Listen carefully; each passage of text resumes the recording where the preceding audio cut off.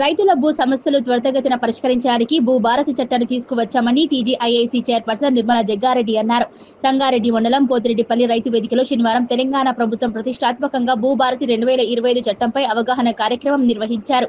ఈ అవగాహన కార్యక్రమానికి టీజీఐఐసీ చైర్పర్సన్ నిర్మలా జగ్గారెడ్డి, వల్లూరి క్రాంతి ముఖ్య అతిథులుగా హాజరై ప్రసంగించారు. ఈ సందర్భంగా జిల్లా కలెక్టర్ వల్లూరి క్రాంతి మాట్లాడుతూ భూభారతి చట్టాన్ని అందరూ సద్వినియోగం చేసుకోవాలని కోరారు. రైతుల సమస్యలకు 1 నెల నుంచి 2 నెలల లోపు పరిష్కారం దొరుకుతుంది. రైతులకు భూభారతి చట్టంపై ఇలాంటి సందేహాలు ఉన్నా నివృత్తి చేయాలని రెవెన్యూ అధికారులను ఆదేశించారు.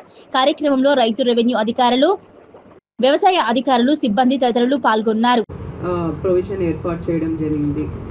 డిస్ట్రిక్ట్ లీగల్ సర్వీస్ అథారిటీ ద్వారా మరియు మండల్ లీగల్ సర్వీస్ అథారిటీ ద్వారా కూడా ఉచిత న్యాయ సేవలు వారు పొందవచ్చును.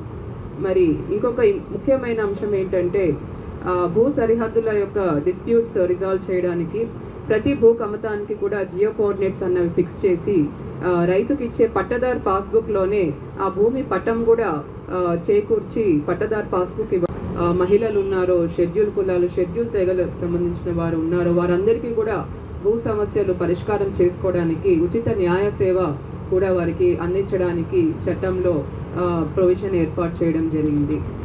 డిస్ట్రిక్ట్ లీగల్ సర్వీస్ అథారిటీ ద్వారా మరియు మండల్ లీగల్ సర్వీస్ అథారిటీ ద్వారా కూడా ఉచిత న్యాయ సేవలు వారు పొందవచ్చును. మరి ఇంకొక ముఖ్యమైన అంశం ఏంటంటే భూ సరిహద్దుల యొక్క డిస్ప్యూట్స్ రిజాల్వ్ చేయడానికి ప్రతి భూ కమతానికి కూడా జియో కోఆర్డినేట్స్ అన్నవి ఫిక్స్ చేసి రైతుకి ఇచ్చే పట్టదార్ పాస్బుక్లోనే ఆ భూమి పట్టం కూడా చేకూర్చి పట్టదార్ పాస్బుక్ ఇవ్వడం జరుగుతుంది.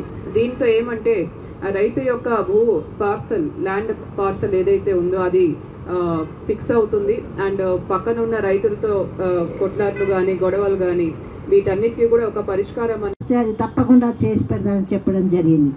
అదేవిధంగా రాహుల్ గాంధీ మాట నిలబెట్టడానికి ఎంత కష్టమైనా కానీ అని చెప్పి ఈరోజు మన ముఖ్యమంత్రి రేవంత్ రెడ్డి గారు, అలాగే పొంగులేటి శ్రీనివాస్ రెడ్డి గారు, అలాగే మిగతా కేంద్ర మంత్రులందరూ కూడా దాన్ని ఎక్సర్సైజ్ చేసి మరి ఏదైతే ఎట్లా చేయాలి, మరి గత ప్రభుత్వంలో ఇబ్బంది పడిన రైతులను మనం బయటికి తీసుకురావాలి. అంటే వెనకటికి బావిలో బొక్కెన పడితే గంగాలమని, దాని పేరు గంగా ఏదో ఉంటుండే, పాతాళ గంగ, బంగాళ కాదు, బంగాళ పాతాళ గడి గంగ, అది తిప్పి తిప్పి తిప్పి దాన్ని ఎక్కడైతే బొక్కెనుందో దాని పైకి లాగుతుంది. అలాంటి ఎక్సర్సైజ్ రాత్రి పగలు కూడా రెవెన్యూ అధికారులను ఉన్న వాళ్ళని తీసుకొచ్చి మరి సవరించి మనకు నోట్ల బుక్క పెట్టే రైతులకు మేలు చేయాలి, వాళ్ళ మేలు కొలపాలి, వాళ్ళ భూమిలో వాళ్ళకు వచ్చే విధంగా చేయాలి అనే తాపత్రయంతో ఈరోజు ఈ భారతి ప్రోగ్రామ్ని ముందు పెట్టడం జరుగుతుంది. మరి మన ఆర్డీఓ గారు చక్కగా వివరించారు.